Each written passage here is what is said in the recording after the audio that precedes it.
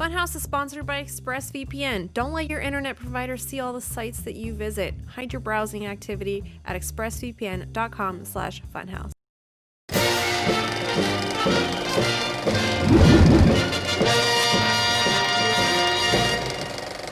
Hey everybody, welcome to Filmhaus. It is the week of January 20th.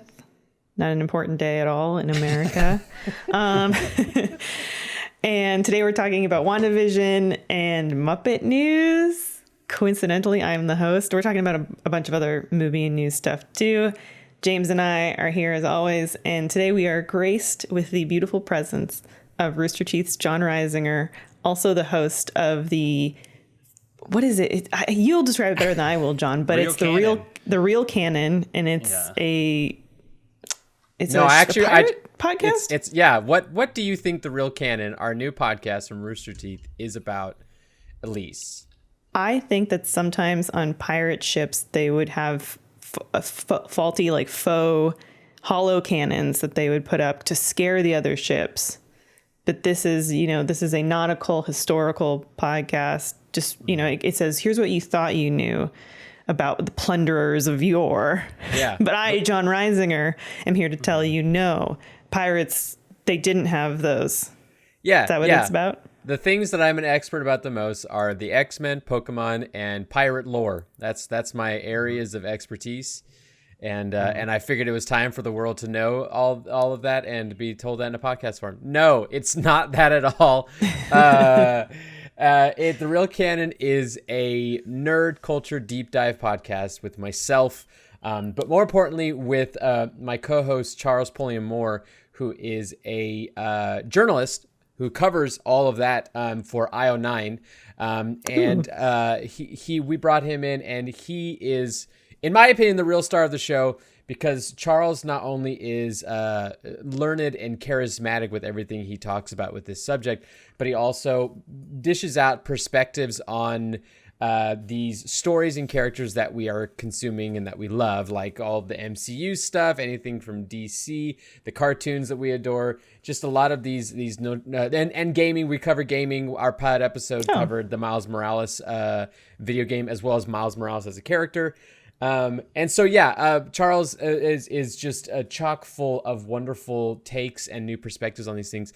And I'm mostly there just to listen to him. So you're discounting yourself. You're a wealth of knowledge about pop culture, especially comics. I know you to be a aficionado of. Yeah, we that's why we wanted to actually start the first episode covering WandaVision, because with everything that the MCU ended on, and then everything that they were teasing WandaVision to be, and even in the first two episodes we got to watch, he actually got to see a few early. There's so much that WandaVision has potential for, that anybody who has read any of the source material that it could be based on would be able to touch on.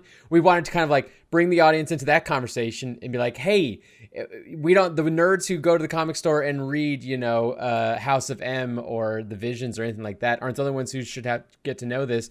Here's what might be happening. Here's the context of Scarlet Witch in general as a character, because she's still so mysterious, and so is the Vision so mysterious in the MCU. They really haven't gotten their limelight moments very much as far as a lot of development goes. And so this is that opportunity. So first episode is all about WandaVision. It's out now on all places you watch podcasts, and we invite you to come along with us and enjoy the ride. Cool. And I don't want to talk your ear off about WandaVision. I always say, WandaVision. But James and I, we did watch the first two episodes that came out as of this recording.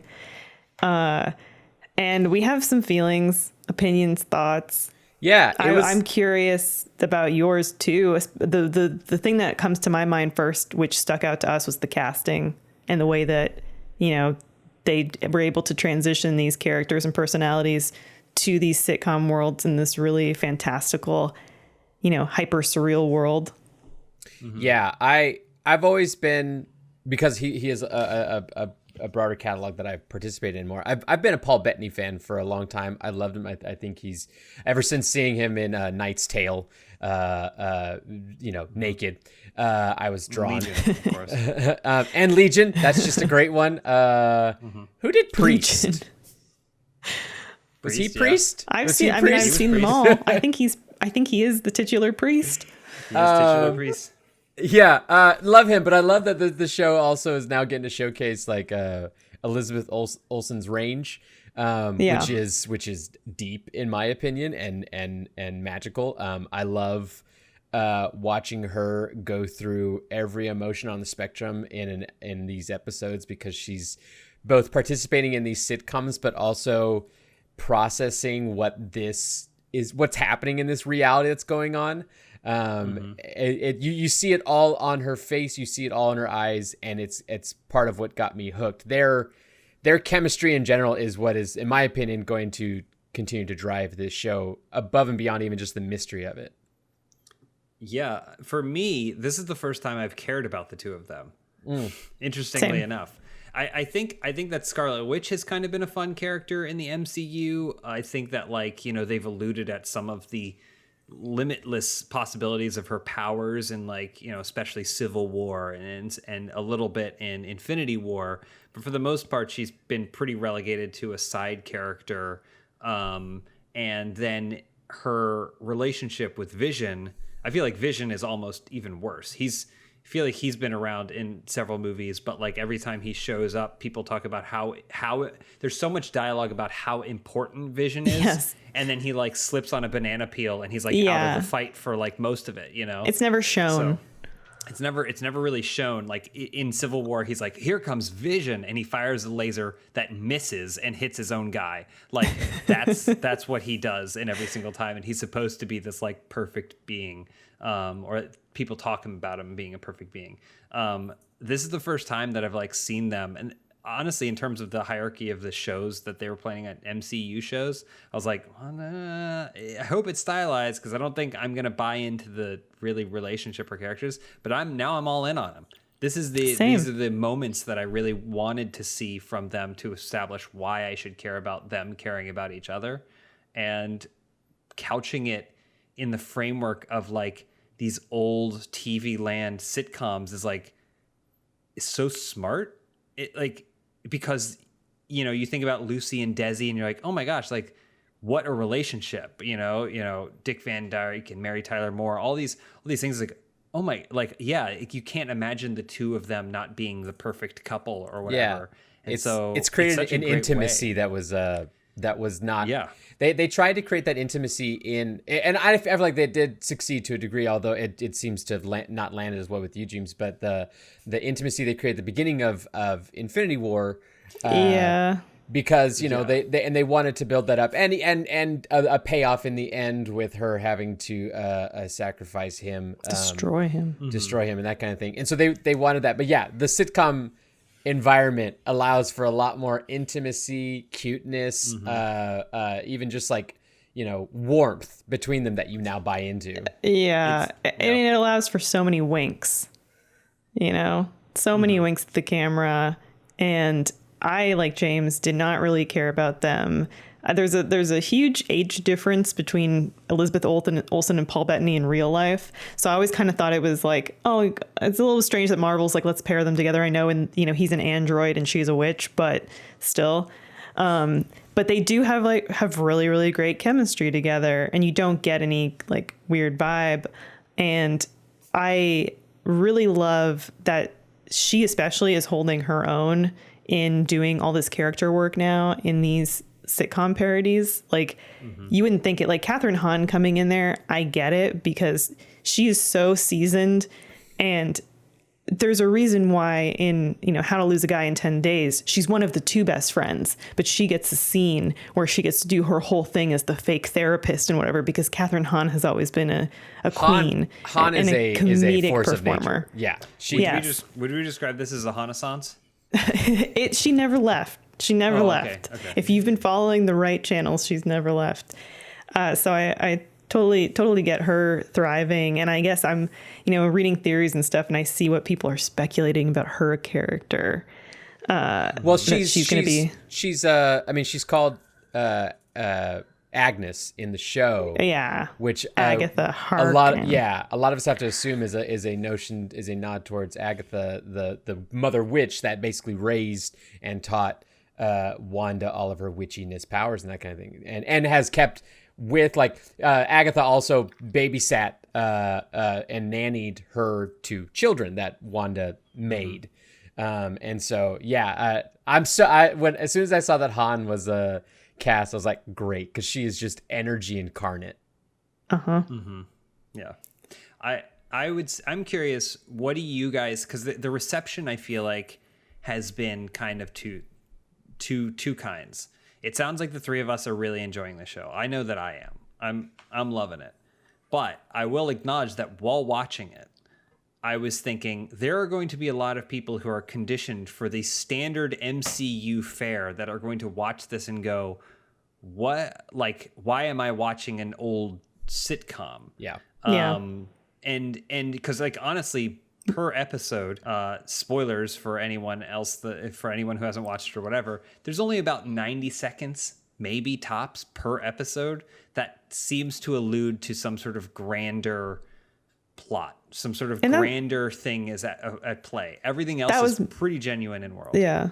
That was my, not criticism, but watching those first 2 episodes, I wish that it leaned harder into feeling creepy or weird, or the unsettling nature of obviously what we know is underlying the surface.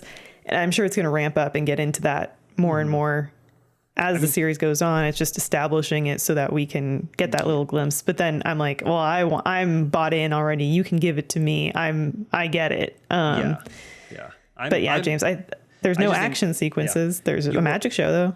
There's a very broad, but I mean, you just think about how broad the MCU audience is. There's a reason the movies make billions of dollars and like are basically seen by every single person on most of the planet. And it's because of this broadness, this broad appeal that they have. And this one is so niche, probably the most niche thing that I think that they've ever done. Even more than Ragnarok is like, okay, well, it's a little weird because it's like a flashy comedy, but like this one is way more niche than that.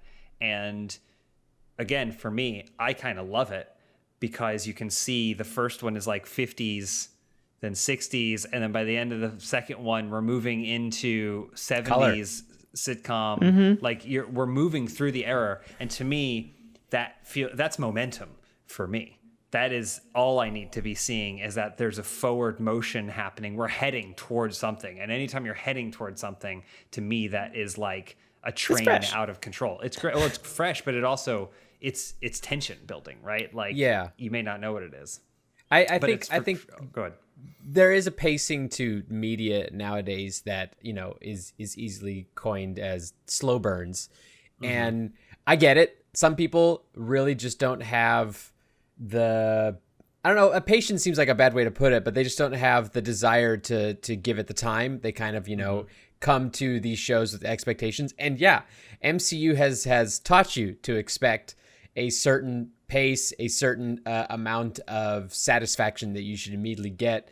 You know, that's a little bit, you know, popcorn eating style movie making.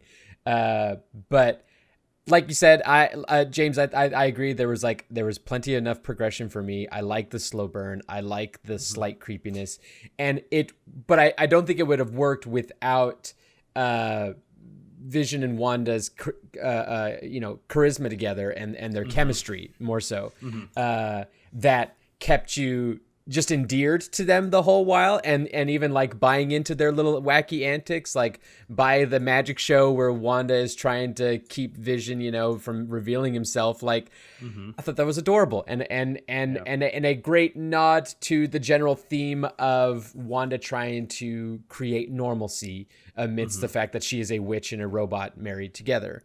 And so, but I think it's still to me is going to be holding back just slightly because it's a Disney Plus property. It's like James said, it's appealing to this wider audience. It's not going to go there's, you know, in terms of like the duality of the show doing its sitcom vibe and then where it could go, it's not going to go like Legion lengths. And I'm not talking about the Paul Bettany blockbuster. I'm talking about like the show Legion. It's not going to go, I don't think it's going to go that far in the other direction. Which it would be cool if it did, because then it'd be like, oh, damn, Marvel, you went for it. But that's a whole other thing. I think something else that helps that both of you are basically, it's like, it's also really good sitcom.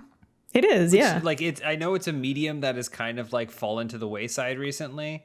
But like, you can go back and put on basically any single episode of like Dick Van Dyke or I Love Lucy and be like, this is really good. Like, this is really good. If you don't have like the attention tolerance that a lot of people do in this day and age, like it's really well written. Like every single episode has a lesson, and like there's like always something to walk away from it. And these 2 episodes have been really good examples, not just parodies, but like examples of those sitcoms. And I think that's key too, is like if every single one is going to be like a genuine, really good reflection of like what those sitcoms were of that time, I'm like, I'm drooling just thinking about that, you know? John, do you have predictions for where it's going? Yeah, we actually get into that a bit with the episode for Real Canon, because part of the conversation we have in the Real Canon and why we call it the Real Canon is that it's a constant discussion about the canon of all these things, because there's not only multiple iterations of these characters throughout, all of media. This is not the first time we've seen Scarlet Witch in media. It's not the first time we've seen Vision. We've seen them in cartoons, and we've seen them in the comics themselves and everything like that. But then it's also the canonical talk that the fandom actually gets to have and projects onto these characters, and even participates in the evolution of these characters. In the first episode, the pilot episode we just posted to the Rooster Teeth site for the Real Canon, we talked about Miles Morales, and you can't avoid talking about the fact that Miles Morales, his creation partially comes from Brian Michael Bendis seeing Donald Glover dressed up as Spider-Man in campaign to play Spider-Man, but failing the campaign and eventually just kind of getting to nod to that in an episode of Community. But Brian Michael Bendis saw that and he's like, I want to see that story. Good news. I'm Brian Michael Bendis and I can make that happen. Thus, then Miles Morales happens. So like a fan, Donald Glover, creates a rift that has permeated throughout so much now. And so in the Real Canon, we do spend each episode talking about what our canon is for these characters. And with a show like this, that involves even just predictions of the show. And my predictions really lie around the fact that this is a bubble reality created by Wanda, with multiple definitions of what that could be. I have my specific definition that I'll now tease. So you have to go watch the episode to see what my specific definition of that bubble is. It's a reference to a specific thing that happens in a comic that's not a WandaVision comic, but because MCU creators love to take their scalpel and pull from other titles and then incorporate that into another title. I think they're doing that, specifically now that they have a bit more range to play into X-Men stuff. I think there's an X-Men thing happening here that is happening to WandaVision that is going to be amalgamated into the two. The two sources that I know everyone keeps or has talked about with WandaVision is the Visions comics, which I read a few years ago and were excellent, and then House of M, which I'm not familiar with. James, you're more familiar with it. I see why people compare it to the Visions, though there's some loose themes. And of course, it's the Vision brought to a suburban setting and trying to blend in, but not in the same way that they're blending in the show. Obviously, he's red and he's got a whole family of red androids that he created in this suburb. And the thing that I kind of loved that is like hinted at, or at least I think hinted at in WandaVision, is in the Visions, it's kind of just them trying to blend in, and he and his family, like, they're trying to push this perception of perfectionism that they can't, and they're getting like harassed. They're getting, targeted as robots. Like there are like they get called toasters and stuff, spray painted on their like. But then I was watching the first episode and there's that whole toaster commercial, like the Stark, or is it in the second one, the Stark toaster? And I was like, is this supposed to be like them, a nod to the Visions and them getting called like toasters? So that I thought was fun. Yeah. I don't know if that's the case. There's also another source material that this is pulling from, which is an old Avengers comic back during like West Coast Avengers era, where Wanda and Vision, when they become a couple, actually leave the Avengers and go and build a house together, suburbia style, and that's where their two kids are made, is in that era. That's where Agatha comes and nannies the kids in that house. And so it's they actually go to a suburban house and try to have a normal life. They try to just be a normal couple. So that's another piece of source material this could be pulling from. I've never heard, I haven't seen anyone sourcing that. I just hear James going, House of M. I don't say House of M. I know you don't. The only thing about House of M is the fact that she basically causes a massive rift that allowed them to reboot a bunch of storylines and a bunch of character arcs. But yeah, so just House of M is just like, hey, by the way, we're showing off the limitless potential of this character that generally gets relegated to conjuring purple beams or whatever. Hex bolts. Hex bolts, that's right. That's what they always called them ambiguously. But yeah, they later kept buffing Scarlet Witch even more and more. And House of M was like one of the Avengers Disassembled story, which is where she basically kills and demolishes the Avengers. That leads into House of M. Is that buffing of Scarlet Witch, where it's like, oh, she can reshape reality, which they haven't shown in MCU, you know? They kind of like, they showed her a little bit of that, being able to not only destroy an Infinity Stone, but hold back Thanos while she does it. Like, they flexed her then a little bit, but that was about it. Yeah. Was she a character that sort of came out the gate and it was clear that it was known what this character was and her powers? Was she kind of a character that over the decades got figured out? Isn't her thing, isn't her power, she's a mutant, right? So she technically has mutant powers, right? Well, she's not anymore. So yeah, right. But you're talking about like where these characters originated from, right? Like, so she started, she was the Scarlet Witch. She was Magneto's daughter. And Magneto's daughter, but wasn't it, she just controlled odds? She was like, my powers, I manipulate odds. So like, I can make it always roll a 6. But then they're like, well, what does that even mean? And how do we use that? And then it became hex bolts. And then it became, oh, well, I manipulated the odds of you being able to float in the air and blow you up. You know, like, so like it was these baby steps of stuff. It's very common that they develop a lot of characters in these comic books over the years to give them more specific powers. But Wanda was specifically one that they were super ambiguous and weird about from the beginning, like especially to introduce her alongside her brother, which is the most easiest power to understand. He's super fast, like you get it, it's got super speed. And then Wanda's like, everything you just said, James. And so they developed her more and kind of bought into the more witchiness of her, and in fact she does a lot more witchiness as the years go on. And even now, current day, she interacts with like Doctor Strange a lot and everything like that. In a recent storyline, she tried to, because of House of M, she took away the powers of everybody but 198 mutants in the entire world. And so to try to make up for it in a modern one, she tried to go to what was the island nation of the mutants? Genosha. She goes to there and tries. I don't know. Yeah, thank you. Hold on. I just need to do this while I'm talking about this. There we go. Nice. She goes to Genosha, tries to do a spell to resurrect all these mutants to make up for it, but and she messes up the spell. They all become zombies and everything like that, and it's a total problem. But she does magic.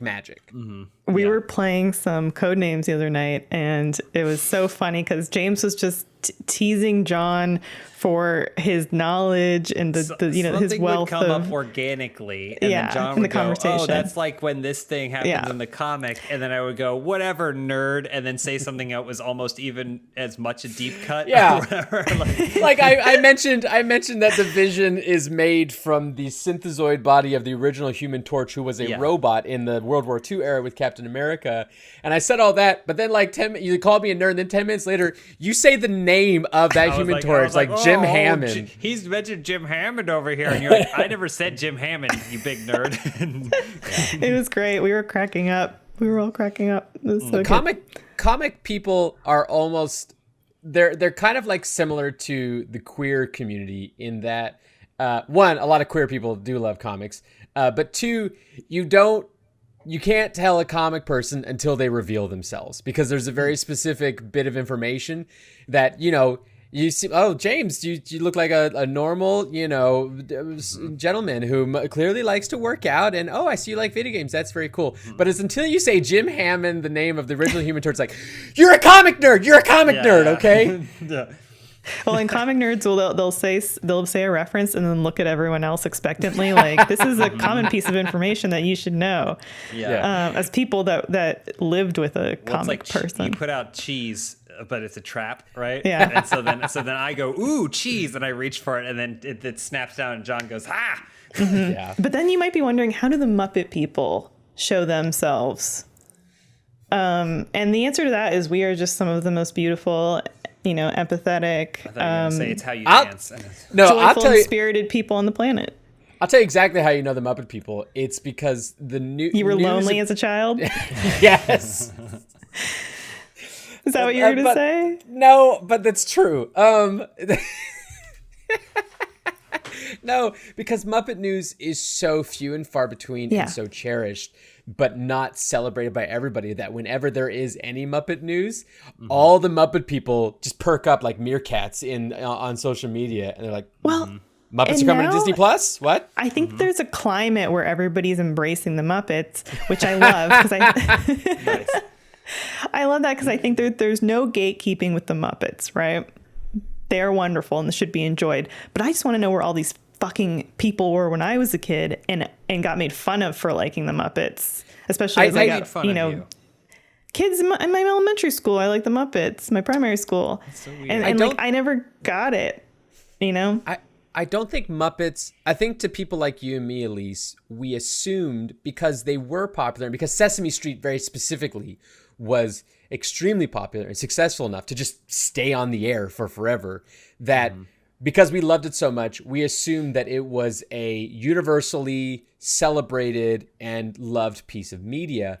And as I grew older, I realized that it was just a very specific demographic of people that continue to hold on to this, IP, and watched Fraggle Rock and watched, all the iterations of the Muppet Show and that kind of thing.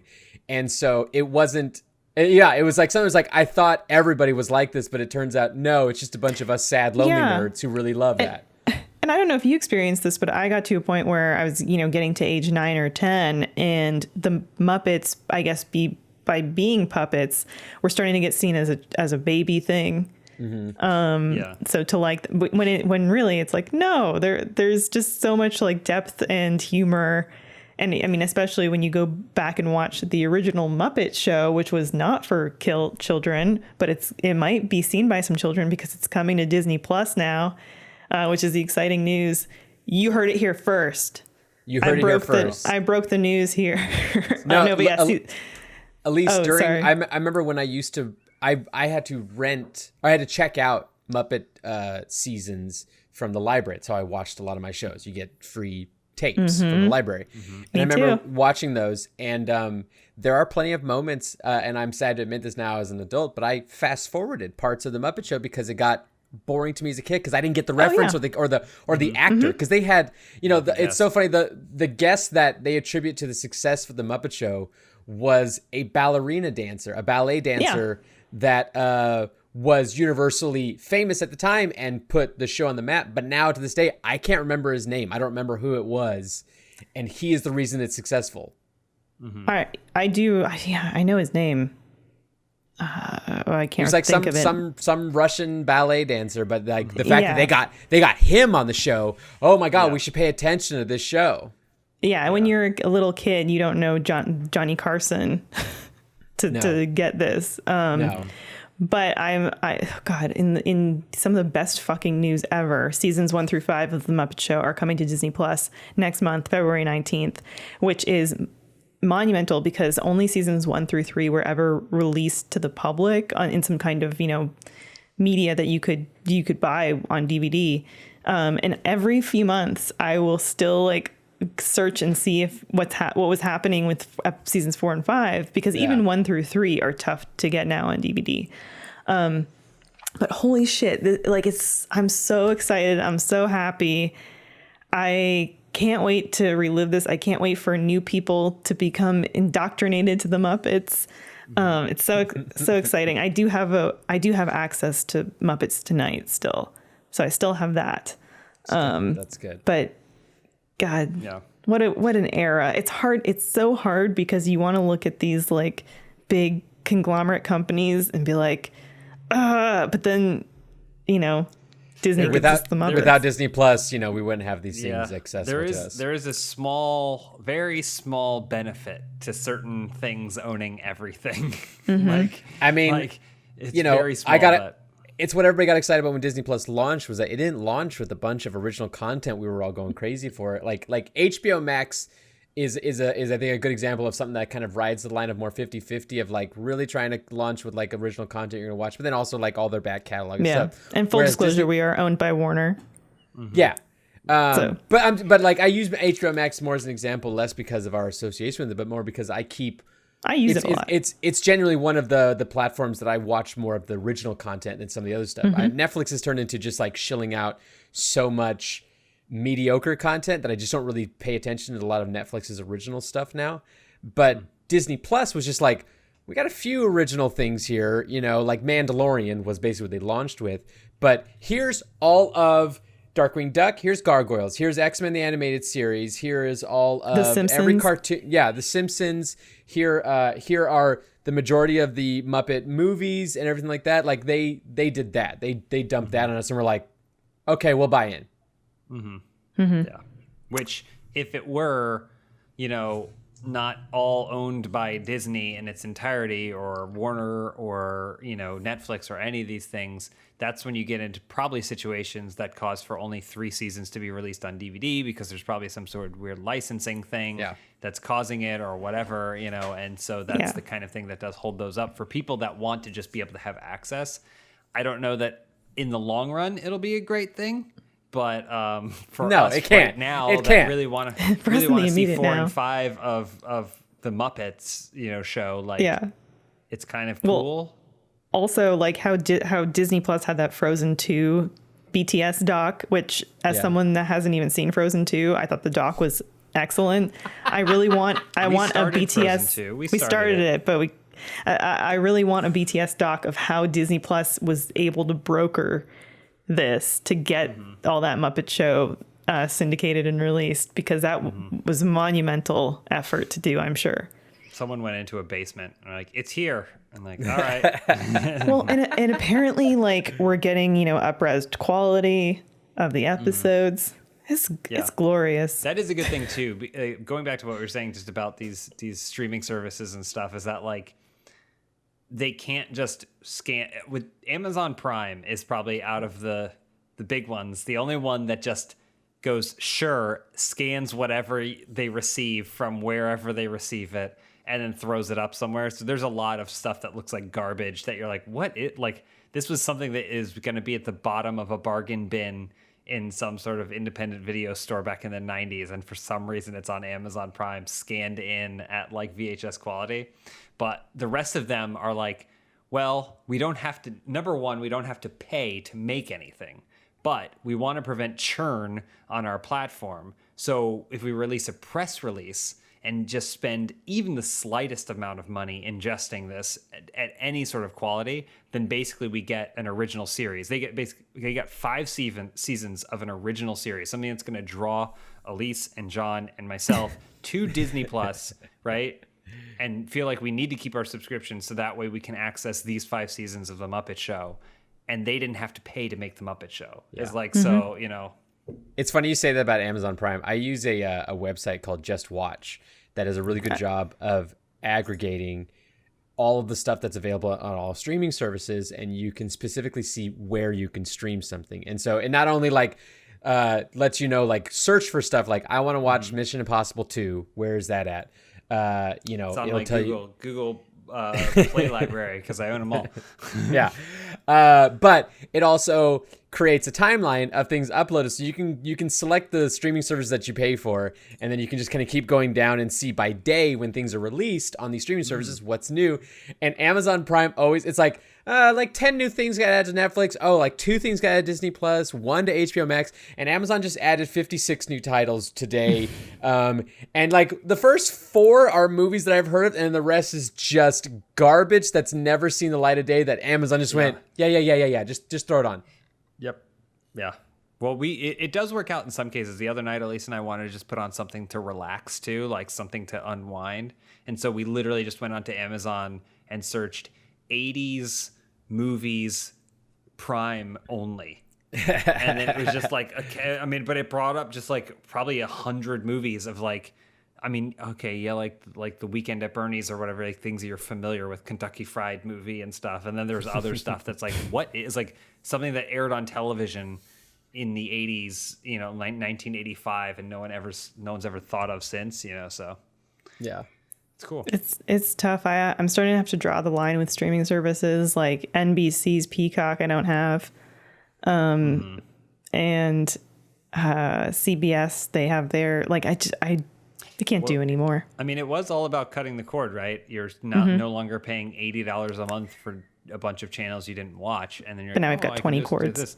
But then if you have 10 streaming services, it kind of defeats the purpose. So Yeah, but I mean that was called a while ago, especially when it was called a while ago, and then it very much became apparent it was going to happen when Disney stopped renewing contracts with Netflix, because a ton of Disney stuff was on Netflix. Not just like original content like the Daredevil stuff and like that, but also there's a lot of movies, and those movies are loaned to these streaming services for a contract length, and then they can be, you know, extended, like The Office kept being extended. But when Disney was pulling out and everyone was like, oh, Disney is going to launch its own service, it's going to be Disney Plus. It was like, yep, we're all going to either have to pick the services that we like the most, or we're going to be borrowing from each other, because none of us wants to go back to paying, you know, $110 for a cable package, but to have all these, you pay that. yeah. Like, I want to watch Ted Lasso, but I don't want to pay for Apple TV because I don't need Apple TV. So Yeah. Yeah.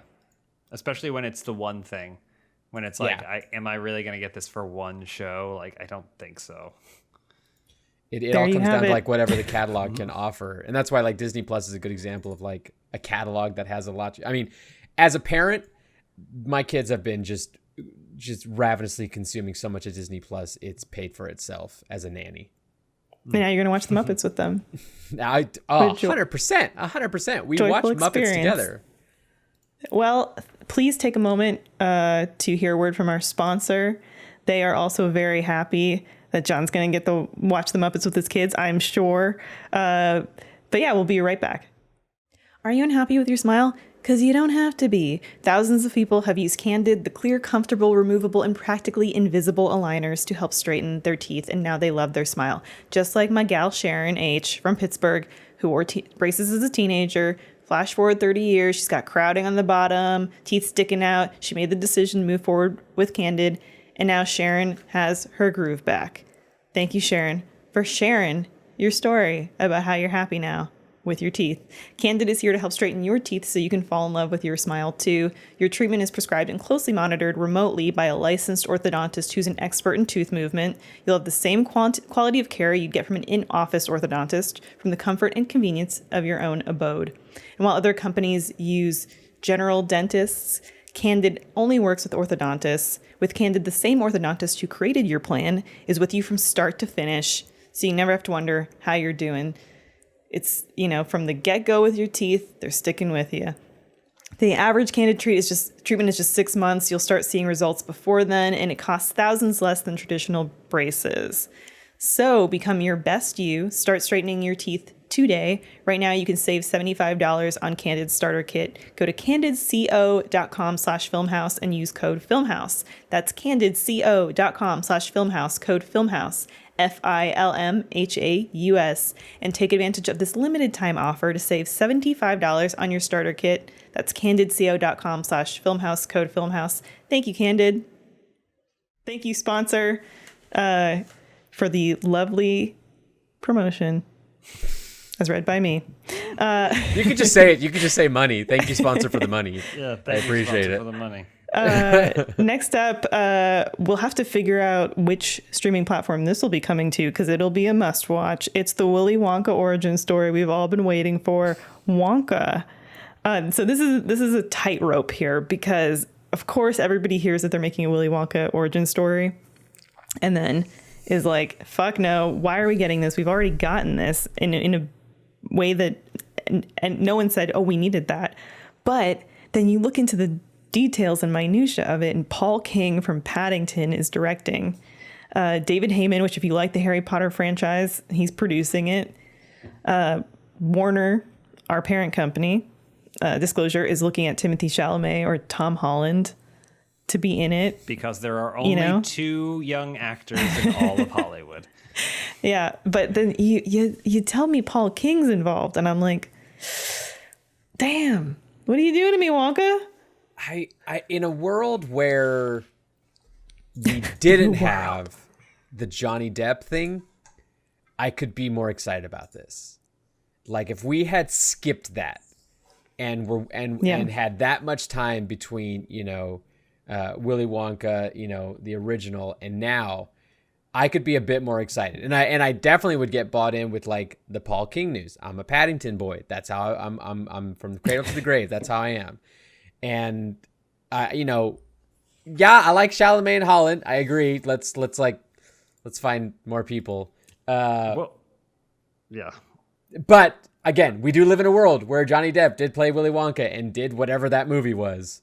And so I'm a little burned out. More importantly, the film Charlie and the Chocolate Factory, right? Yeah. Included Willy Wonka's origin story. Yeah. It is a part of the film. It is. And so much so that people watched that movie and thought, feels bloated compared to the original.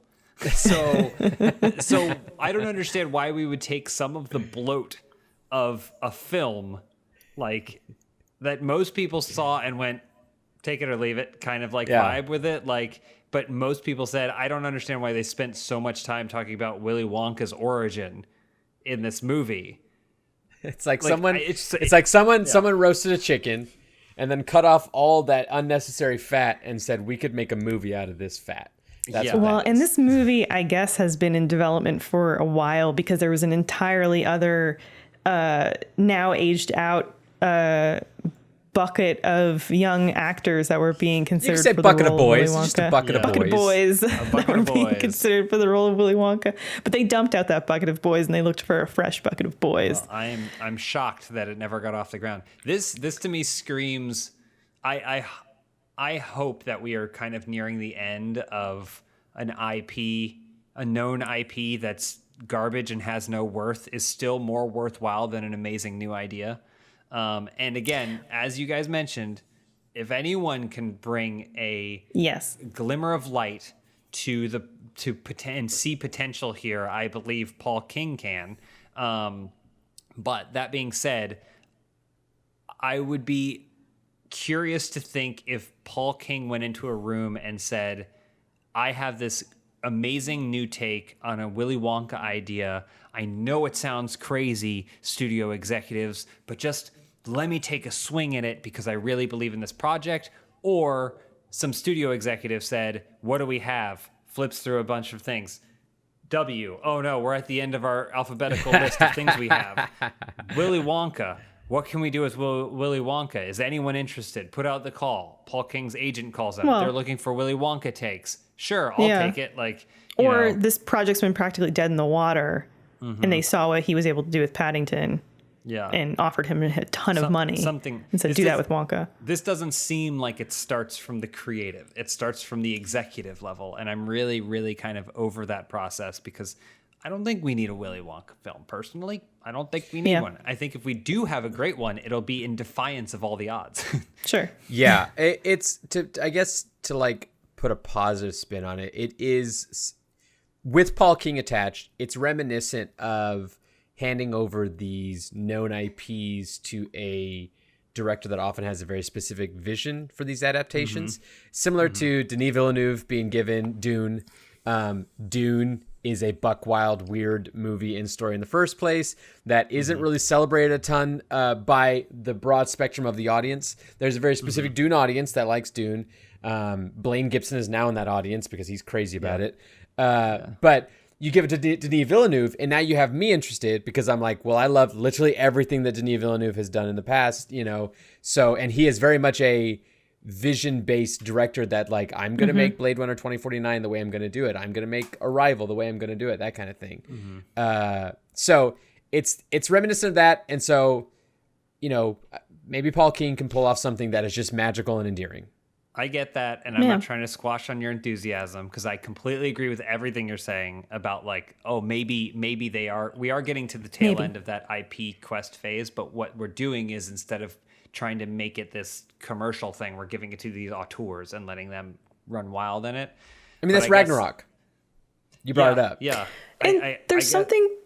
I was just gonna say real quick. The only thing is that Dune is a time-tested novel. Like it is a tome that everyone I've ever heard who ever picks it up and makes their way through comes out with glowing blue eyes, talking about like how it has changed their perception on things. So I do understand that the only adaptation we've gotten of this thing is a crazy David Lynch, kind of thing. Misstep. Which is a wild movie, and I don't know how you could wrangle it, but I'm curious to see what Denis does. I just think like you can at least make that argument and say like, well, you hold up the book and you go, clearly there's something here. Look what it's done to everyone that's read it. And then you go, but the movie just has a reputation for Sting being half naked.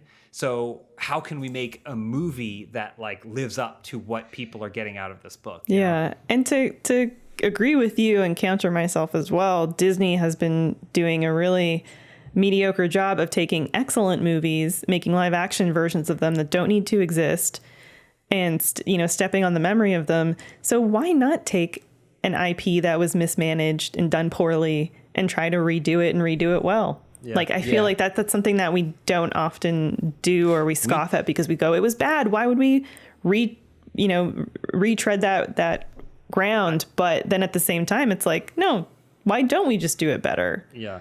I wish that we were getting like Black Cauldron.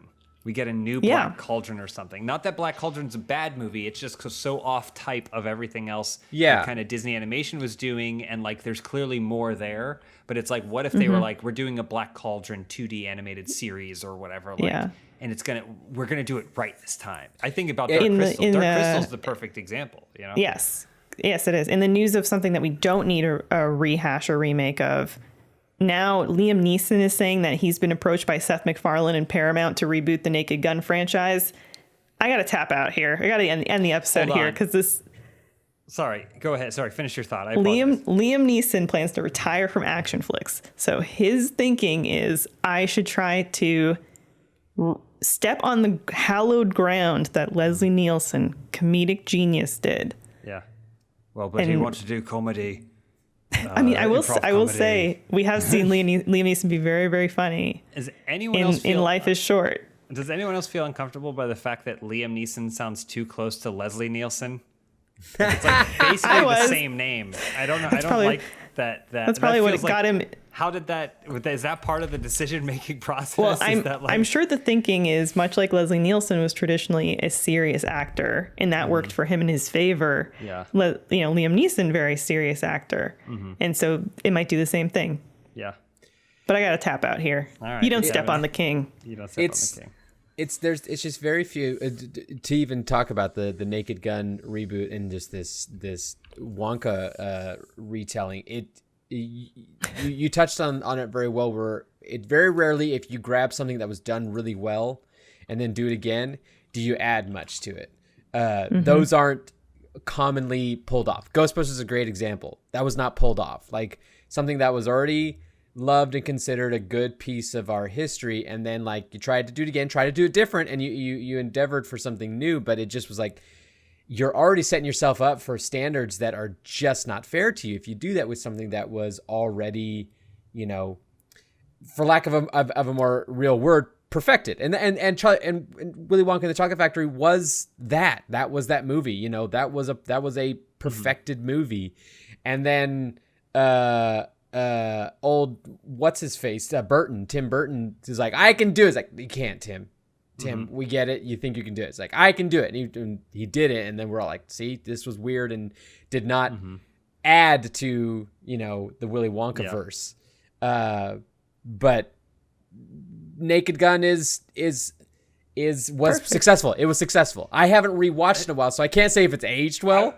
I was just gonna say it has. I mean, I Okay. rewatched it recently. I mean, comedy naturally doesn't always age fantastic. So I mean, number one, you're watching it and you're going like, O.J. Simpson's getting a lot of laughs in this, like, which is, I mean, for sure for that aspect of things. But like, it's still a very funny movie, and all the performances still hold up. It's not like, I don't feel like it has aged terribly. There's obviously cultural depictions which are unproductive and insensitive, but like doesn't focus necessarily on those aspects of it. And I would say 90% of the humor is on the ineptitude and silliness of Frank Drebin anyway, which those types of things are kind of like always gonna be funny, or at least always gonna just be comedy, you know.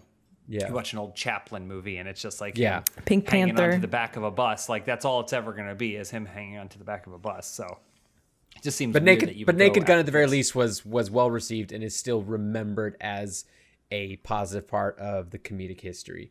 this. Yeah. It's like the same if like they start going and like they're remaking, like Three Amigos. Like, I don't think you need to remake the Three Amigos. Like, it was great. Leave it. Be funny elsewhere. Like, actually make other comedy. I would say my fear is exactly that, is that if you're just constantly remaking these things, then you don't get new things for the next crop of people to come in and think might be worth remaking. As stupid as it sounds, like kids that are growing up and watching the new Mulan, like, I don't think that the experience is going to be the same for them as it was for us watching the original Mulan. Like, I want people, like, next generation, to have their own things.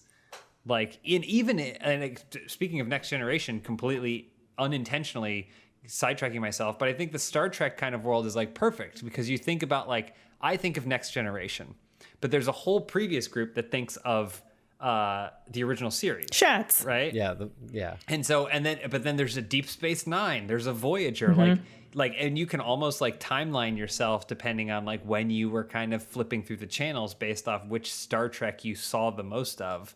And I'm okay with that.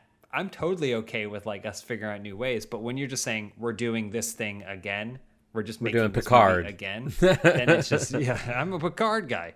Yeah, because I think that you can make a silly detective comedy with Liam Neeson. Yeah. But just don't call it Naked Gun. Like, why? Call it why I know. call it Naked No, I Gun? think Elise, you've nailed it. Like I probably would have gotten excited about a dry detective comedy. Yeah. Starring Liam Neeson. I'd be like, that sounds interesting, because Yeah. I don't even think of Naked Gun. Like, I wouldn't immediately associate with that. I'd be like, detective comedy is just a genre. Like, that's great, do it. But they think that by adding the Naked Gun name to it, it adds a brand There's a recognition. draw. But I think it adds like negative brand recognition for me, because I'm like, no, you're Yeah. good, move on. It puts me immediately on the defensive. We've kind of run out of time this week, but John, thank you so much for bringing your insight and humor to the podcast. You are a delight as always, and I hope people go watch the real Canon, because they're just going to get this but better and more. Yeah, because you won't hear me as much. You'll hear Charles, who's even more better at talking. Okay, we get it. Charles is good too, but you're good. good also. Get out of my head, child. And thank you, Cody RTD, and thank you, James, of course. I will leave you with this question, audience. Is the young Rock the next young Sheldon? I'll let you think on that. I'll let you stir on that. Hey, hit us up in the comments and let us Let us know in the There's comments. no comments on this video. There's absolutely zero comments on this video. How are there man. negative comments? It says negative comments. Why They're are there a taking them negative away. number? My comments are disappearing. But thanks, guys. We'll see you next week. Bye. Bye.